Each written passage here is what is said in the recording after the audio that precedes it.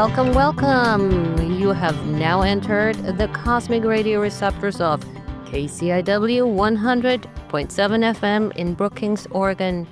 Thank you so much for tuning into this week's fantastic program. I'm Dr. GiGi, and my co-host is, as always, Jacques Kepner. How are you today, Jacques? I'm doing fine, Doctor. Greetings, everyone, and a big shout-out to our sound engineers, Ray Simon and Tom Bozak there, and I think Michael Gorse is back there somewhere, too. And, of course, Linda is our listening helper that's listening intently to this program. So thank you to all of you. Welcome to the Doc and Jacques Radio Variety Show. I want to mention that you're hearing this live show on KCIW in Brookings, Oregon. That said, this same show will be broadcast next week, exactly in 1 week from now, each and every Wednesday on sister station KZZH 96.7 FM in Eureka, Humboldt, and at 8 a.m. That's early. Get up early. And then a few hours later, at 1 p.m. on my old alma mater, KFUG 101.1 FM in Crescent City, California. So now you know, Dr. GiGi and I have your coast covered. Before we introduce our interesting, fascinating, talented, and very funny guest today, Dr. GiGi and I are going to be discussing EKGs. And I might add that I will be sprinkling Doctor's MD report with some superlatively good but absolutely unrelated jokes. Just for all of you that listen to this program, only for the humor and the jokes. All right, first off, Doc, what is it with all you doctors that you can't write? We all know that. But you can't spell? Since when is EKG, the K stands for cardio? What's going on with that, please? Well, the EKG, also known as ECG for the American non-spellers, works by, that's what it's called, electrocardiogram. It's always EKG. Okay, ECG. That should be the me. way it I'm the should doctor be. here. Okay. So, also known as an ECG, works by measuring and recording the heart's electrical activity. It uses those electrodes, those little patchy, sticky things. I wear those every night. I put them all over my head. We put them on the skin, and they actually detect the electricity going along those electrical lines, which then help with the heart to contract, and we can see those electrical impulses on the printout EKG or ECG. I'm kind of sniffling. Bit of sniffling. Why? Because I was telling bad jokes before, but I want to know that everyone used to laugh at me when I said that I was going to become a comedian. Yeah. Well, they aren't laughing now. No way. Imagine that. I kind of think my teaching is going under the bridge with your No, jokes. please, go right ahead, Doc. So listen to this interesting fact. Yeah. The heart has its own electrical system without the patches on there, right? So, and the electrical system controls its contractions. The system generates the electrical impulse, and then it spreads throughout the heart, and that's what we use to detect with the EKG. Whoa. Well, Yeah. Speaking of electricity, people are shocked when they realize how bad of an electrician I am. That said, it's true that the brain can light up a small bulb. I've always heard that, right? If you take the brain and you put in little electrodes, it will light it up. So we do produce electricity. So you're saying the heart makes its own little bits of... It does, yes. And so let me continue on my little episode. Yeah. So you're going to put those Small sticky pads. 12 electrodes on your arm and chest and leg in a certain configuration in a triangle, and that's how we read the electricity. Wow. Are you going to make a joke here? No. Okay, so the it's actually arranged in a so-called triangle, the Einthoven's triangle. Is that another German name you've... No, it's actually not. I was going to look it up. He's not Norwegian. He's something Nordish. Einthoven, yeah. Something Nordish. Something country. Anyway, so we have it goes from the leads are called 1, 2, 3, and AVF, AVL, AVR, and that's what the leads are called. And then we have 4, 5, 6 around the heart. So in that way, we have the heart covered three-dimensionally, and we're just going to now pick up the electricity. It sounds pretty sophisticated. In fact, scientists say that the universe now is made up of protons, neutrons, and electrons. But did they forget to mention morons? Okay. All right. What else, Doc? So the waveform that we get then provides information for the heart's rhythm.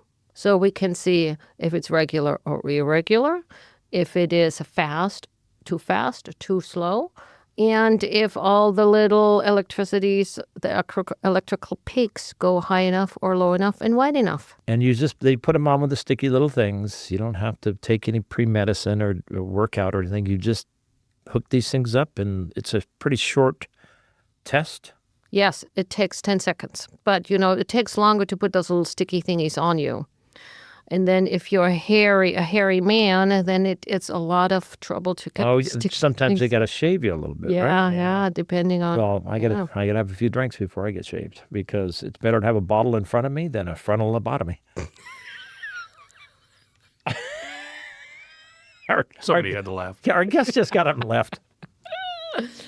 What can they detect? So an EKG can detect so-called arrhythmias, meaning irregular or abnormal heart rhythms, such as I said, tachycardia, too fast, bradycardia, too slow, irregular beats, PACs, premature atrial contractions, or premature ventricular contractions. What's the actual heart attack called? Are you going to get to that? An infarction. Infarction. I never do that. I mean, how come I didn't know that? I know a lot of stuff, but I know infarction. Yeah. Well, I don't know. Maybe that's before we met. You told me that. I learned that because, folks, Dr. GiGi and I were happy for many, many years, and then we met. Okay, go on. And then you learned about ischemia. Ischemia, yes. Ischemia is when there is no oxygen going to a muscle. All right. No or too little. So you can have ischemia in your heart, which then can be leading to a heart attack when there's actually muscles being destroyed. You can have ischemia in your brain, then you have a stroke. So the stroke is the same as a heart attack, but in a different organ. You can have a blood clot. In your foot, for instance. In your foot. Have a foot attack? Foot attack. Or knee attack? Or knee attack, it's called. Not. We hear those. But like a DVT, deep vein thrombosis, that would be then in a vein. Ooh, that sounds scary. Yeah, so heart attacks can actually be seen on an EKG, not always. So, but sometimes they can. So sometimes you have chest pain and you go to the ER and they say, I have a heart attack. So then they do an EKG. And if you have a so-called STEMI, meaning the ST elevation, technical stuff. STEMI, ST elevation, myocardial infarction, you can see that. And then bam, you have a heart attack.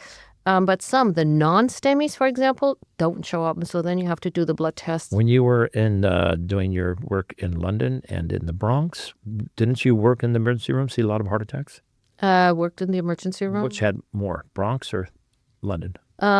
Well, in the Bronx, I didn't work in the ER. I worked in an outpatient clinic, which was in the Bronx Hospital.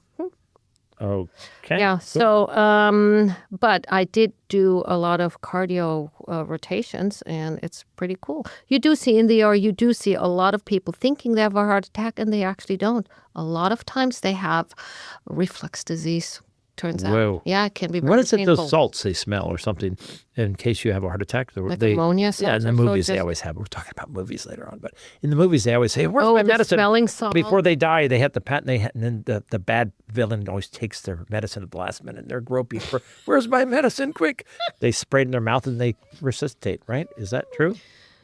I'm not. Let's go back to what I know. Where are we? Heart valve problems can sometimes be seen, but not always.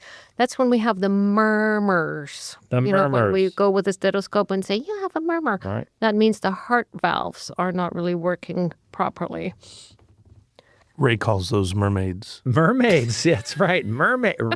Are we talking about Ray Gary out there? Yes, we are. I think Ray Gary's supposed to be listening to her. Okay, mermaids. Okay, we got. So what it can also see is enlarged heart chambers. Oh, which can be bad, cannot be bad, not necessarily. No kidding. Sometimes congenital heart defects, meaning you're born with that. Sometimes you can see that. So the EKG or ECG looks different. You can see heart damage, especially if it's a myocardial infarction. Do you know what's dead and sits in a closet, doctor? No, what? The hide and seek champion from 1995. Wow. Who had a heart attack in her? They never found him recently. Okay. What do you do for what kind of treatments? I mean, effectiveness of these heart treatments? Yeah, sometimes you can actually follow the EKG, follow patients' EKG to see if the treatment makes sense or not, if your heart is. But really, usually you do an echo for that to see if the heart. Okay, so regroups. EKG does all this. What does it not do, Doc? It can actually not detect heart failure necessarily. It can give some indications, but it cannot actually detect it. It cannot detect, even there's different kinds of heart failures, but the EKG does not discern or even detect it. That's what you do the echo. Once again, it cannot detect the cause of rhythm changes. It can just show you that it's different, but it can maybe say you have AFib, atrial fibrillation, because then the P wave that shows me that the atria are working is gone. So that's the definition of atrial fibrillation, AFib. Sounded pretty technical here, Doc. I want to let everybody know that Dr. GiGi is such a bad cook. She uses a smoke alarm as a timer. She does. Swear. Okay, Where are we? well, I want to mention one Yes. last thing, though, that the EKG, I use the EKG quite a bit as in the form of a Holter monitor. So this is cool. Halter. Yeah, so a Holter monitor is like a little patch on the chest, which gives you one read, like a continuous read off. You don't have the 12 leads, you just have one lead, and it records the heart rate. Now, when people say sometimes I get dizzy or sometimes I get lightheaded or I fall over or syncope or whatever, then we're saying, maybe it's heart related. Let's give you a Holter monitor that you can wear for 2 weeks.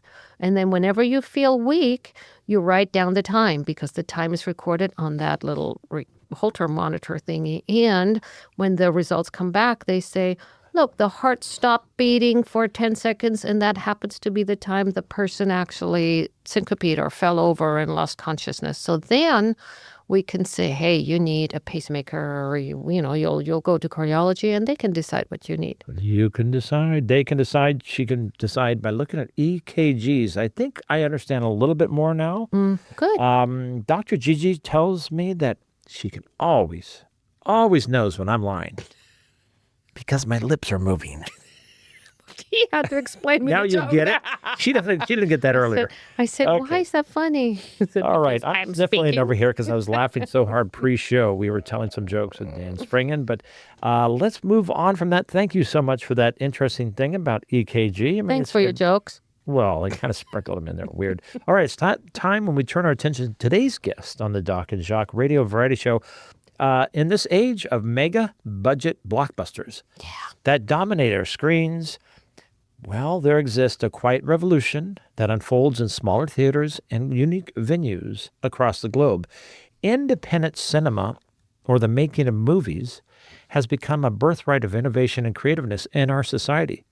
Independent films are an unfiltered, I'm going to call it like an unfiltered good whiskey from Tennessee, strains out the storytelling that is not homogenized by corporate moguls or splashy market branding. Independent film festivals, like those that today's guest, Dan Springen, champions in Orlando, Florida, and Brookings, Oregon, and other places we'll soon find out, serve as sanctuaries to homegrown artists and filmmaking. These festivals are where filmmakers and audiences can gather to share their stories on film and hopefully touch the hearts and souls of viewers far from the commercial hype and the spotlights that big Hollywood promotes. These independent film festivals might just be savvy investors. They're not attracting the savvy investors, but they're replacing artistic risks with making these films. And this is where careers are born, and sometimes it's rewarded in ways much bigger than the accolades of the rich and famous.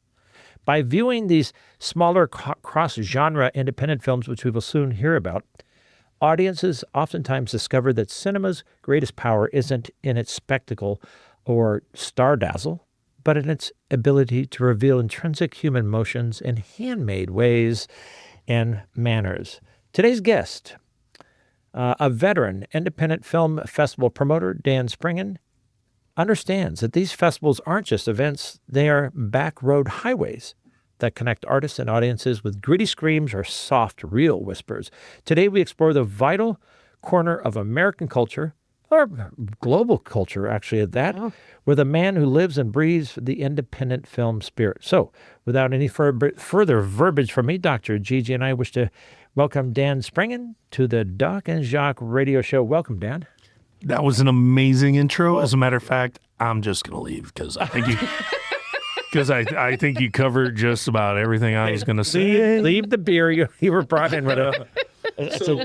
Yeah, thank you guys for having me. I truly appreciate it, and what a great intro to the story of the independent spirit and the way that filmmakers today, survive, and they survive through the film festival world. Right. And like you were talking about, 99% of the films that you'll see at film festivals, you'll never see anywhere else.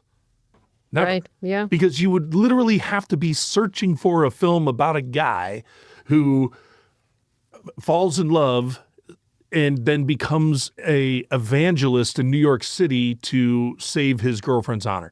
Like, who puts that in a search engine? Right. When you see the movie, right? Yeah. But then when you see the film, it just warms your heart. These are the stories that are told by independent filmmakers. Wow. And that's what we're doing this year. Yeah. This is our third year with the Wild Rivers Film Festival, and we've got 40 films. I just locked in opening night film, which I'm excited to talk about at some point. But just locked in opening night film. But we have about 40 films, and they range everywhere. They're across the board. So we've got documentaries, we have features, we have shorts, we have short docs, we have animation. And Short what docs, are you I like doing it. over I'm there? just arranging my speaker. He's like an engineer. You should see him. He's moving his microphone around. So We're going to Dan- back up and start with Sure. GiGi. Yeah, we want to. So you are a character. Before the show, we were laughing. You're funny. You're outgoing. You're fantastic. Your name is Dan Springen. Tell us your position and title and what you do, and also don't forget to talk about your key teaching. Right. So once again, Dan Springen, and I'm the executive director of the Wild Rivers Film Festival. And I'm also the executive director of the Orlando Film Festival, which I'll do a quick synopsis of how this all happened, because Orlando and Oregon are quite far away from each other. Opposite sides of Yeah. the country. Even I know that. Yeah. So there was a little film called Small Town Nutcracker Story that was shot here in Brookings. And they submitted to my festival in Orlando. And I accepted them into the festival. And lo and behold, here come 14 of them. Straight out of Brookings. It was like, 14 people from Brookings. Well, they were also going to couldn't even get a Disneyland, right? plane. They had to hire a special pilot. What? To find no, I'm just kidding. So it was like American Airlines, but they all get on a plane and they come to Orlando, and all the kids are there, and the director's there, and the executive producer, and producers and writers, like everybody showed. And we just had a great time, and it's an 8-day festival. So on the 8th day is when we have our awards show. 8 days. 8th day. Wow. We show over 300, usually over 300, but since COVID, everything's kind of slowed down. We used to show over 400 films in an 8-day period, but it's kind of slowed down to 300, just 300 films. But thank you for laughing. I appreciate that. Yeah. I'm looking at it so seriously. Really? 300? That's a lot. True story. So the Small Town Nutcracker Story, directed by Rob Douthat and executive produced by your own very local Sue Wright. Woo. And Sky Marie was, I believe, the writer. They come down there, and in the award show, I give them the best ensemble cast because they deserved it. It was just to have all these beautiful kids doing ballet out in the redwoods, and they shot it during the COVID crisis. So all these kids had nothing to do, so they take them in the woods and they make them dance. Smart. Yeah, I mean that's what I do. Yeah. Just make kids dance in the woods, But anyway, it's a beautiful film, and it's going to become a classic, and we are showing that again this year, probably for the final time in film festivals, because it is going into worldwide distribution. So, Wow. right. So how long ago was that? It was 4 years ago? Golly. Boy, you're going to put me on the spot. Sue, I mean, that was 4 years ago? over that. Yeah, it was more like 20, maybe in 2020, like maybe right after the COVID. No, during COVID, so it'd be 21, Yeah, 20. 20. Yeah. Starts 22, 19, COVID-19. Yeah. COVID-19. Did you just say COVID-19? That's what it's called. So it started at the end of 2019. That's why she's the doctor. Yeah. So I just, I like come the on. way he the lowers show. his voice. In it. Now, what do you like most about our beautiful Yeah. corner here? Golly, our sponsors. and now a word from our sponsors. So, actually, truly, so I met a bunch of really beautiful people out with the Tallowood Dani Nation. Yeah. Cheryl and Kim kind of were the robust leaders of the movement for us in the Wild Rivers Film Festival to be involved with their community.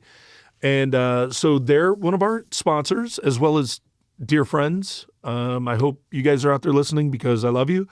So the Tallowood Dani Nation, they are our presenting sponsor this year.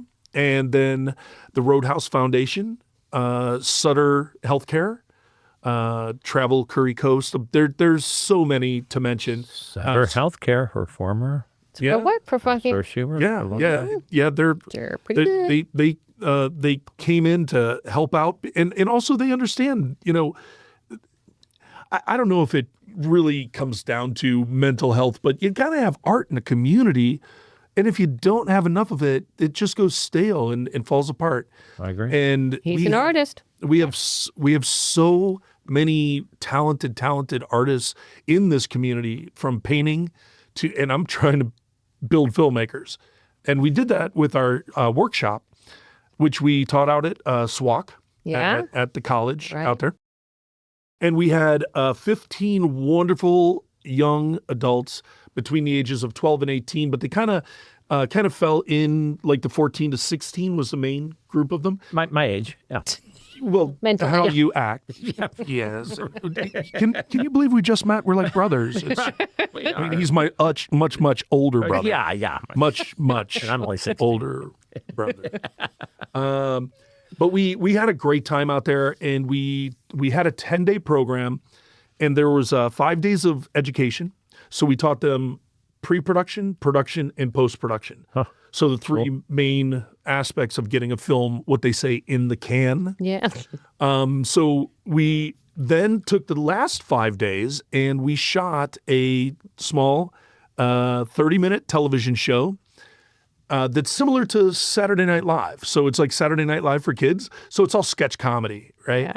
And these kids, if any of them wanted to act, we let them act. If they wanted to run camera, they ran camera. If they wanted to do sound, now they all got trained, but we had them doing all the parts. And I've been editing this now for about probably 3 weeks actually in the chair. A couple hours here, a couple hours there, because there's a lot of work that goes into putting a festival on as well. But the editing, now I'm putting all these pieces together, and it's so adorable. Right. We if I can, we did one little spot. So you know how Saturday Night Live does mock commercials? Yeah. So we did a mock commercial on progressive insurance. So we call it progressive with the kids, right? And like Michael was mentioning earlier before the show, Jade, who is the daughter of Matt and Liz from Misty Mountain Brewing, just right around the corner from you guys. Love you guys Like too. literally frisbee toss away. Yeah, Less not than even less than that, unless you have a bum arm. That. Yeah, I do. Right. So, so Jade came in and she played Flo. So a 16-year-old Flo, and we had the whole outfit and the garb, and it's really cute because all these kids are talking about, well, what do you want to do when you grow up? What do you want to do? And, one wants to be a pilot and one wants to be a spy, all this fun stuff. And then she says, well, I want to be an agent for the biggest insurance company in the world so I can help people with their problems in case anything goes wrong. And all the kids start laughing. They start laughing at her and pointing fingers. And the one kid says, that's stupid. Nobody needs insurance. And then he falls in a well. They're out in the middle of a field and he falls in a well. Now, obviously he doesn't fall. No, obviously. So they're all standing over the well looking down going, ooh, That doesn't look good. Hey, wait a minute. That's one of my favorite jokes. Did you hear about that old man that fell in a well? Yeah, he didn't see that well. Okay. Anyway. I just did that crazy laugh. This was all up at SWAC? This was, yeah. All right, on. Well, no. So we taught at SWAC. Taught at SWAC. Yeah, so we taught camera, art department. We had some great instructors as well. I should really do a shout out. Do it. Rob Douthit came out. Andrew taught our art department class. Michael, who's in the studio, yeah. Michael Gord. he was very instrumental in grip and electric and helping in all facets. I mean, just with his experience in the industry, it's really amazing. And then we had a buddy of mine, Robert Mann, who was here with a film last year. He came out and helped teach directing to the kids. Cool. And we wrote all these scenes out for them, and then they just delivered, and it's so cute. But so that'll be on Saturday at 2:00. We're gonna have that showing. The showing of this movie. Where? Yeah, the showing of the Saturday Night Live style. Where's That's that? gonna be at the Redwood. At Redwood Yeah. Theater. Yeah. Okay. All right. Now, I know we've been into this for 3 questions, Right. but we don't have to go through all the questions. No. When you come to Oregon, how long do you stay usually? Sue and I just joked about this the other day. So my first year, I came out for 14 days. Yeah. You stay at friends' houses and No. I've got a wonderful little place just up by the Dollar General. The price is fair, and so I'm staying over there. And it's not a hotel room. I got some room to work. Cool, I'm a big guy. Not unlike you, Jacques. Oh, of course. I'm so big. I'm selling shade. I'll buy stock in that. Okay. I'm in. If I had to be shaded by a human being, it'd be you, Jack. So Thank you very much. yeah, I'm here for you. You are really nice. Anyway, Okay, let your earphones fall off one more time. yeah. I do. you have a place- the one you have a thing. place- Wait, he you was stay. telling us. He's telling us how many days he stayed. Yeah, Oh, 14 days first time. Sorry. So Redirecting here. so then last year, because we started the workshop, I came in and stayed about a month. And then this year, we started the workshop a little earlier than we did last year. So there was a month in between, and I said, well, I can either go back to Orlando, where it's 110 yeah. degrees. And humid, Yeah, there's a heat 100%, wave going yeah. on there that hasn't hit that area in a long time. I can either go back to Orlando and do the same editing, do the same research, do the same work that I need to do, or I could just post up in hang out. Brookings, 68 where it's degrees. Yeah, there you go. or, Right. Ocean, leave the everything. windows open, and then there's deer Right. that are out in the front of the house all the time, and God's it's so. So the joke is that year 1, 14 days, year 2, 30 days, this year 3 months, Oh wow. and by 2027 I'll have a house and a dog. right. Named Jacques. Yes.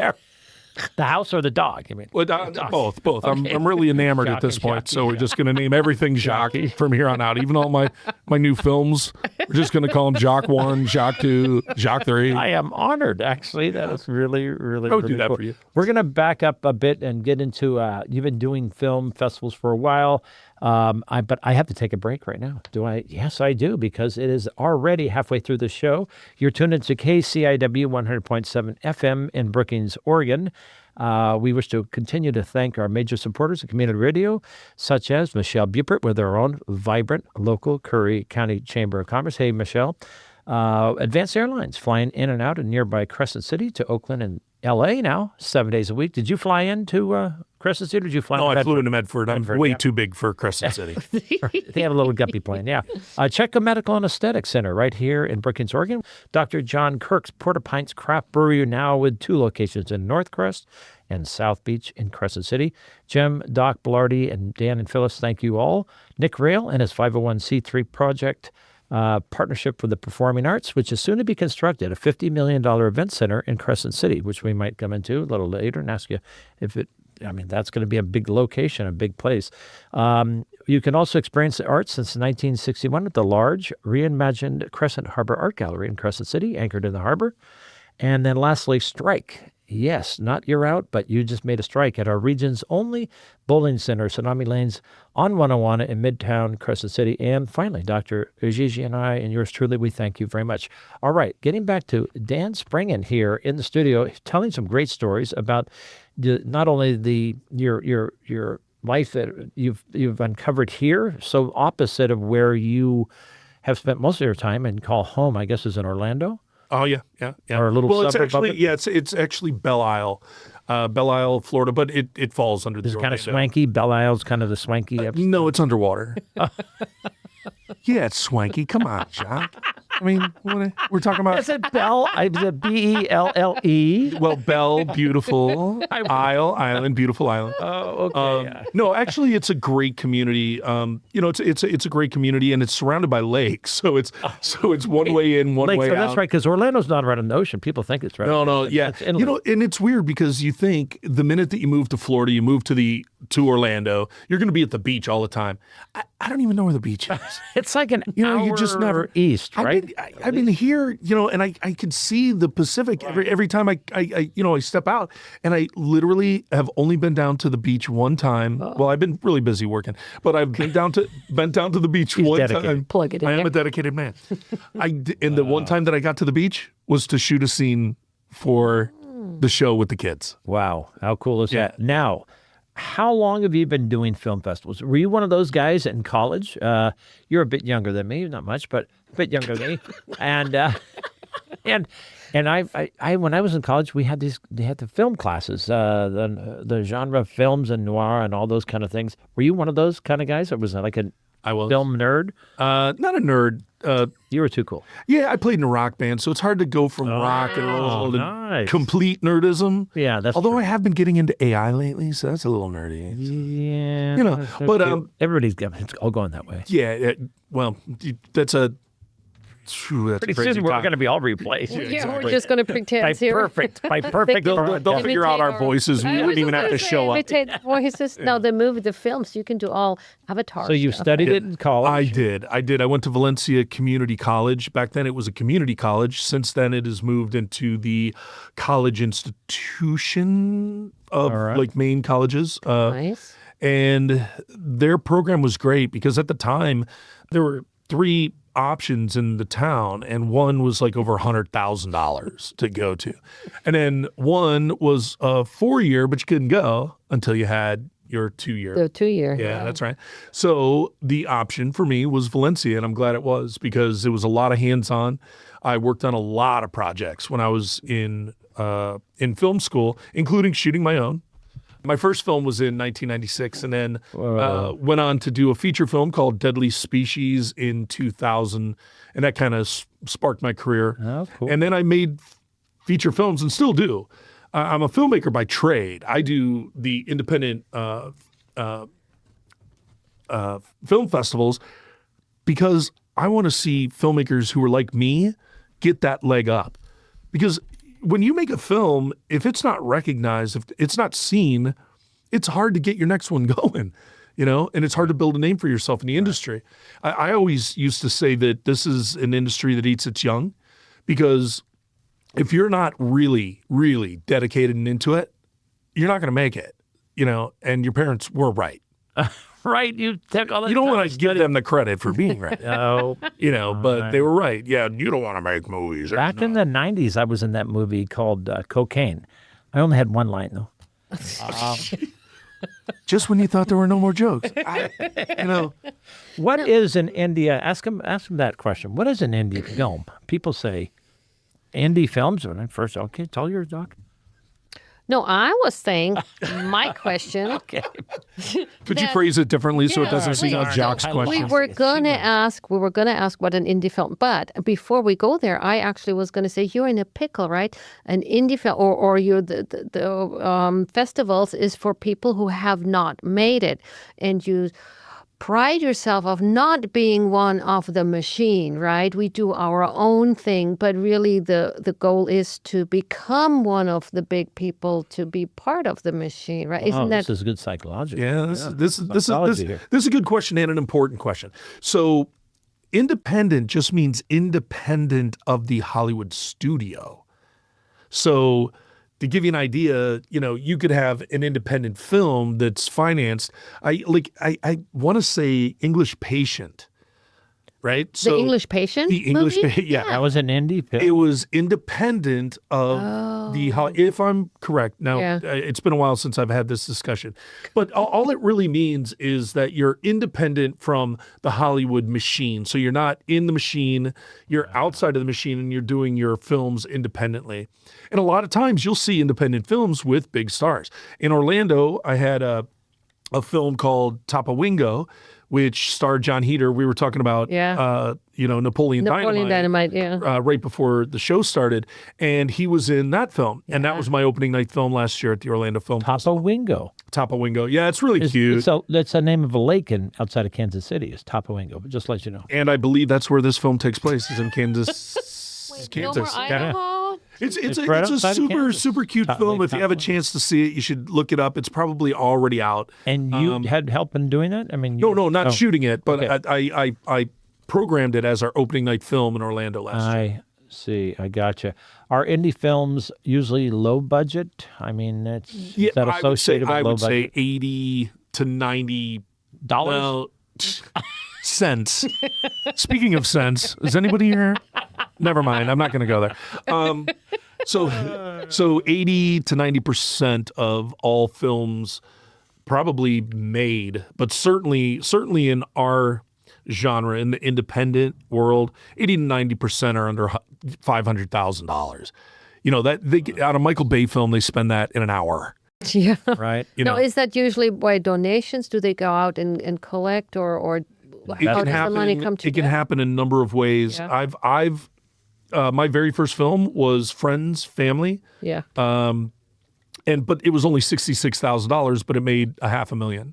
So wow, it was, it was picked up by the Germans. Oh, right. Deadly Species. For some reason, they like monsters. Oh, good. Yeah. And too. And some other things. But anyway, so Deadly, there's, then the blood and the gore, and then every once in a while there's naked women, but not a lot of them. They weren't like running around in a movie. It's really got a good story. Yeah. It's got a good story. So, so it got picked up in Germany, and and that film was $66,000, and we shot on film. I mean, wow. The difference between shooting in film and digital is a huge amount of money. Because the processing of the film, and then the dailies and film breaks. And I know that Berlin is one of the oldest of all the global-wide film festivals. Right. First was Cannes, right, in Cannes, France. Oh, Cannes, France. Yeah, that's right. And then there's the one in Vienna. You said there was like Vienna, early one in the 40s. Cannes is the first 50s. one. Yeah, 30s. They've and been then around. Berlin is the third one, I think. And Orlando is a week long, 8 days long. Orlando's eight How cool. days. Yeah. And then Sundance, the first one in the States. That's in Utah. Yeah. Yeah, Sundance. Sundance is a huge festival, and so is South by Southwest. South by Southwest. I mean, it's music right. and movies, but the Austin Film Festival, those are huge festivals. The beauty of the Brookings Film Festival, Wild Rivers Film Festival, is it's small enough to be boutique, and when these filmmakers come in, how hard it is to get to Brookings, right? If you're coming from anywhere, like just to get from Medford to here, or get from, to fly into Crescent City. So all these young and vibrant filmmakers are coming to this community, and they'll be here the 14th through the 17th. So that's, of course, when we're holding the festival. So they'll all be here. Well, not all of them. They can't all make it. But the ones that come here are enthusiastic. They want to talk with people. They want to meet the community. And the community wants to meet them. Right. It's been very, very symbiotic. It's been a great relationship between the community and this film festival. And it's been going on, the Wild Rivers Film Festival? Just 2 years. 2 years. Yeah, that was our third. This will be the third one. So the applicants are from all over the world? Yeah. Wow. Wow. They're not just local people. They're coming from all We do over. have some great local films, though. Is there like an award system? I know they get awarded, but do they make money on that? If they get, Actually, this film festival does give cash awards for best feature, best short, And Sue, don't be mad at me. I think Best Screenplay also gets a little something. And we have the Elmo Williams Award, which All right. we give the Elmo Williams Award each year to the best young filmmaker of the films that play here. So, and then that is passed on year after year. It's the same award. And it's like a mug that was at Elmo's in Elmo's collection of German Steins. Okay. And it's it's like the NFL trophy or the that's Stanley exactly Cup. it. There, Yeah. You get Stanley the Cup. You get this for 1 year. That's right. You get it for 1 year. You better not break it though. Well, we actually don't let them take it.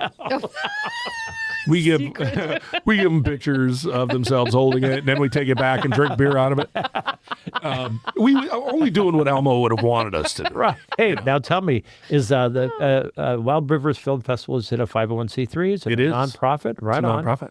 Now, Michael Gorse came in just before we left, and he said that there's an appeal to like angels right out there. And what are these angels all about? Tell us. Well, really, it you've heard it takes a village, right? Right. To raise a child. Well, it takes a community to raise a film festival.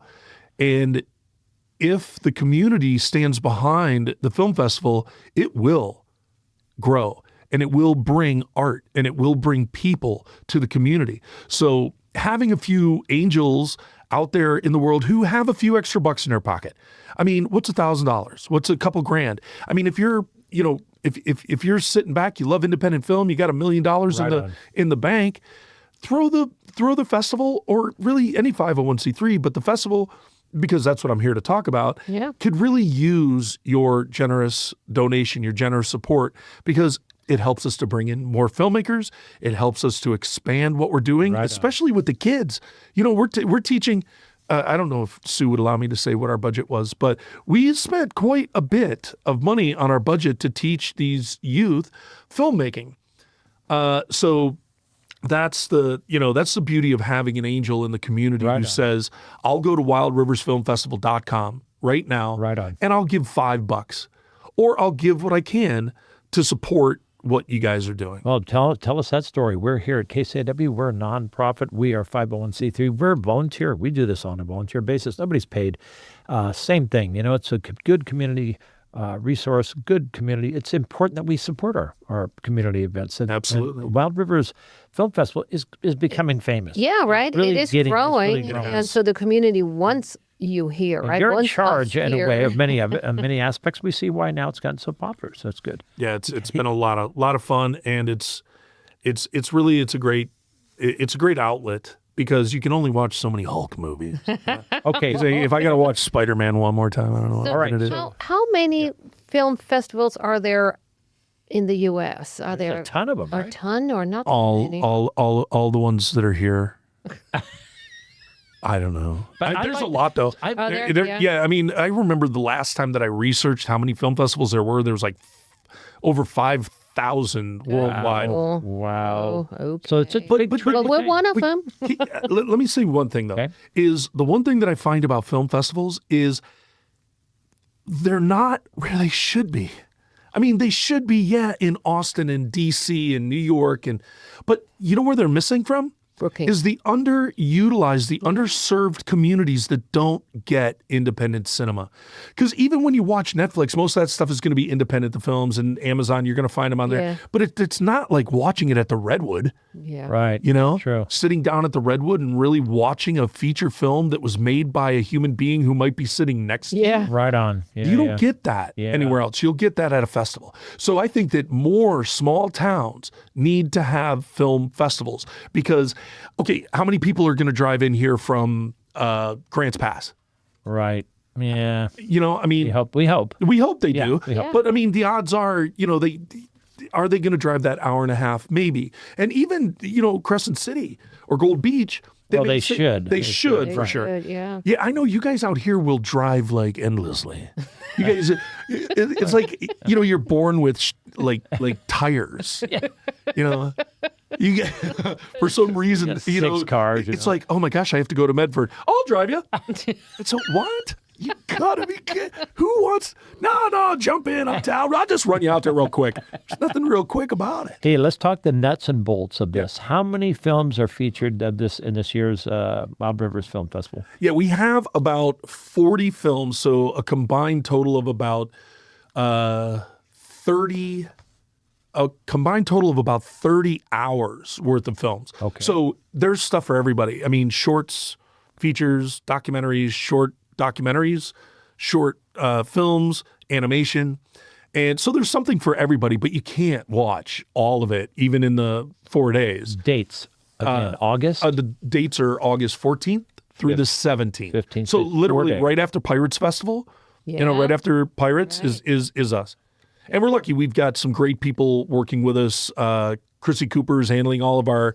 Chrissy, she was just here in the studio. Yeah, she's great. And she's been involved with us for the last Ellis? 3 years. Yeah, cool. Yeah, and Bruce is the first person I met when I came to Brookings. You're still okay? I needed therapy. There was short bouts of therapy. There we go. Where I actually converted the therapist into a pirate. I don't know how that happened, but I think it had to do with Bruce. But no, he was the first person. And I've told this story a bunch of times, but he was the first person I met because as I drove in, I was to meet Sue Wright, and so we decided to meet down at the harbor. So I get out and didn't see any other cars, and I just start walking around, and he was out there actually laying out the Pirate Festival. Right. So funny story. Good guy, good friend of ours. How much fun. So the 14th through the 17th. Yes, sir. How many theaters? Theater venues. Oh, yeah, where great. where are they being shown? Okay, so as you locals know, the Redwood Theater has two. Right next door to us upstairs. Yeah, Redwood has two different auditoriums. So it's at the Redwood Theater. We have Auditorium 1 and Auditorium 2. They dedicate it just for those? Or just for us. I'll be darned. Yeah, just for us for the Good for them. for the Good 4 for days. Redwood. Thank you, Redwood, for doing that. Yeah, Scott and Donna. I mean, Donna, if you're out there listening, I love you. You're great.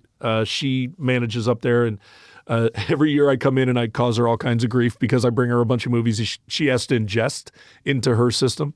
But we always have a good time. And then we then go down to the Chetco Playhouse. Yeah. Right, the Funky Monkey place down the road, right? So fun. Where they have all the Pelican players. Yeah, the Pelican players. Yeah, it's a fun place to have a film festival because it's unique.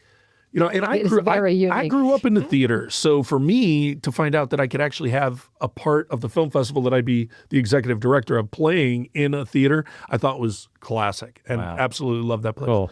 And Aiden's down there, and he'll be handling our tech work down at the Chetco Players.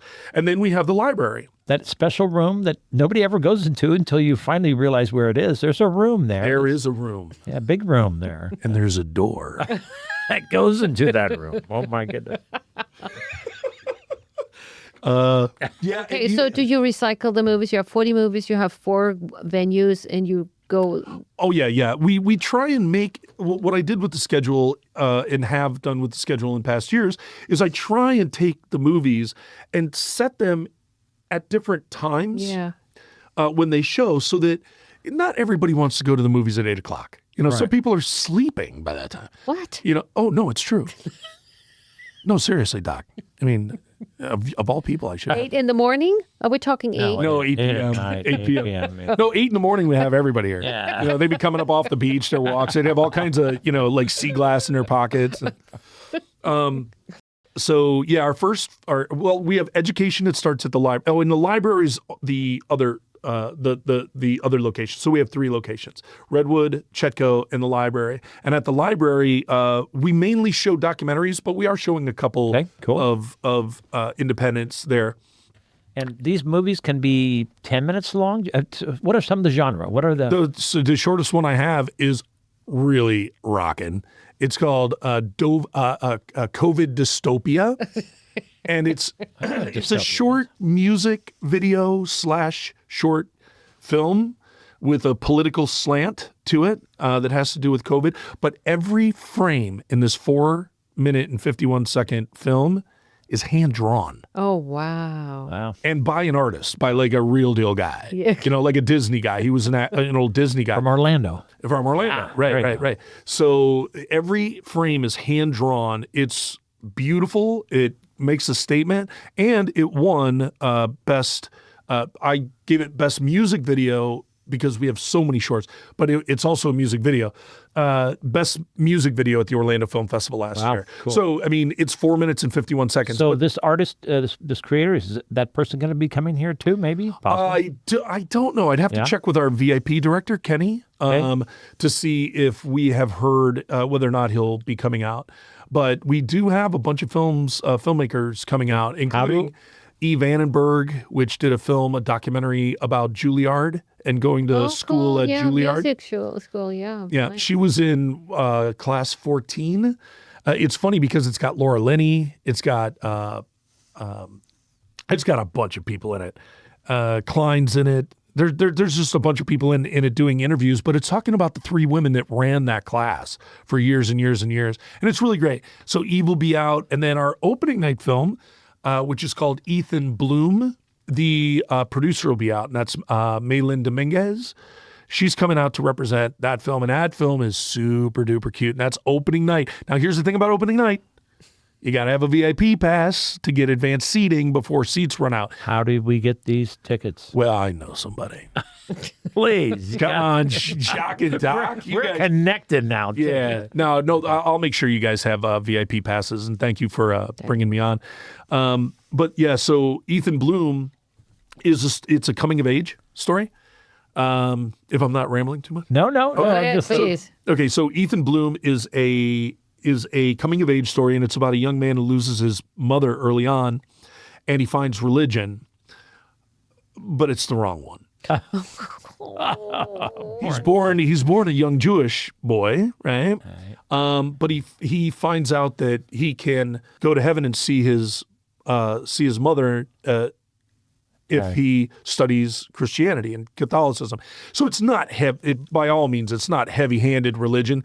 That's just kind of like a theme that rolls through it. Oh. But it's so cute because he's at that age, that young age where he's never been kissed. And the girl from church that, she's the bully and she's tougher than he is, pushes him down, tries to teach him how to fight because he always gets picked on because he's super nerdy, right. Ethan Bloom. Bloom. Yeah, it's really cute. How about horror films? Any horror films this year? Yeah, we've got Psycho Pomp, which is Psycho. Yeah, Psycho Pomp. Pomp. Yeah. Okay, P-O-M-P. Cool. Yeah, Psycho Pomp. And we're actually doing 3 late night showings. Ooh. At 10 o'clock at Redwood 1, at 10 o'clock at Redwood 2, and at 10 o'clock at the Playhouse on Saturday. So if you want to go and check out, a horror film or a dense thriller late at night, you can check out that 10 o'clock show. Comedies and animation, any of those? Yeah, the animation, there's no features. Except for that 1 4.5 minutes. Yeah. The 4.5 minute one is well worth, and it'll be in another block of films, and you can check all that stuff out on the website. It's all up on the website at wildriversfilmfestival.com. Are you on Facebook? Yeah.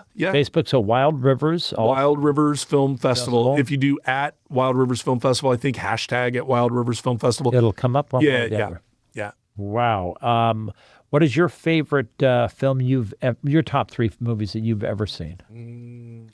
Okay, so I'm going to just talk about independent films. Yeah. Okay. But here's one that I want everybody listening. I want you to grab a pen. Yeah. I got one. I want you to write this down. Ready. It's called Back Story. And you'll know the one because almost the whole movie, I won't give it away. It's very short. It's only like 10 minutes. This little short film is probably the most effective short film I've ever seen. And I watch 1,000 movies a year. But this film, and I won't give it away. I just want everybody. Story. It's called Backstory. Now, just to give you an idea, it follows the life from a child. They shoot from behind, right? So you see a little toddler walking. I love it. Right? But it goes all the way through this man's life until he's an old man. Now, I will preface this. There are a few sex scenes in the film. Oh. It's during, in a lifetime, that's worth it. In a lifetime, right. But it's just showing like what us as human beings go through to become the older versions of ourselves. So where would we find that? You find it on YouTube. They opened it up. Yeah, and it's from Germany. But they have English narration. But it's got Boxlaw. Einstein Filming Schneiden. Was that German? No, that was No. Close No, enough. probably That's right.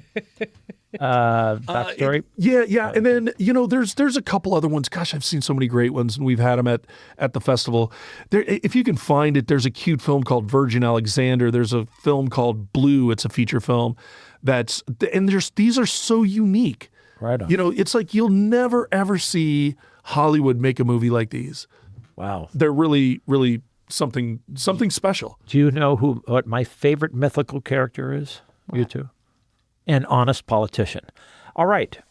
We have been listening to Dan Springen here, who is the executive director of the Wild Rivers Film Festival and the Orlando Film Festival. And you've got your hands in a lot of pots, and we see why. You're a very interesting guy, super personal guy, amiable. Everybody likes you. We've heard great things about you. Very Thank you, interesting. Ray, Gary, and Rick for telling us and turning him on to us and telling him to get in here. The festival is coming up 14th, 15th, 16th, 17th. Now, what days are those? Thursday, Friday? Thursday is opening night, so get your VIP pass. Now, they're not expensive. It's $150 for a VIP pass, but here's what you get. Opening night. So you get seating at the opening night film. You get to go to the opening night party. You get to go to the opening night gala. You get to go to the red carpet on opening night. So that's just opening night. Then you get all the movies for Friday, Saturday, and Sunday at all the venues. So anytime you can't see all the movies. You can't. You can't see all. No, it's impossible. Right. But you can pick and choose from the program and see what you want to see. So then every day from 4 to 6, there's a happy hour, which is VIP only.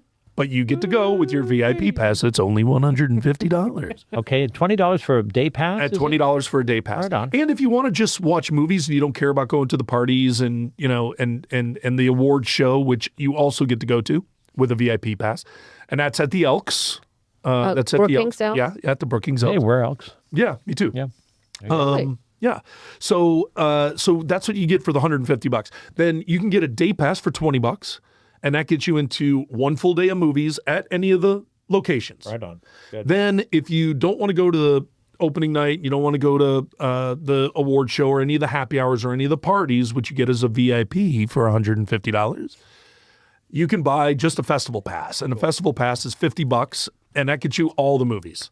Right on. Over the course of 4 days. Wow. Yeah. That is Okay. mm-hmm, Cool. good. Now you know, folks, why our particular area is really becoming known for its good film festival. And Dan Springen's been in the studio with us. Thank you so much, Thank man. you. I appreciate it. Really enlightening us on this that's happening. We've only got 1 minute, Doctor. hour. So I Fun don't, time corner. I don't have any. Oh, I'll bet anybody that I can stop gambling. Ha ha ha ha. Okay, a quote now. right. Nothing is impossible. The word itself says impossible. I am possible. Spelling bee. Oh, I see. Okay, scientists have recently discovered that protons actually have mass. I didn't know they were Catholic. I didn't. Okay, police have arrested the world tongue twister champion.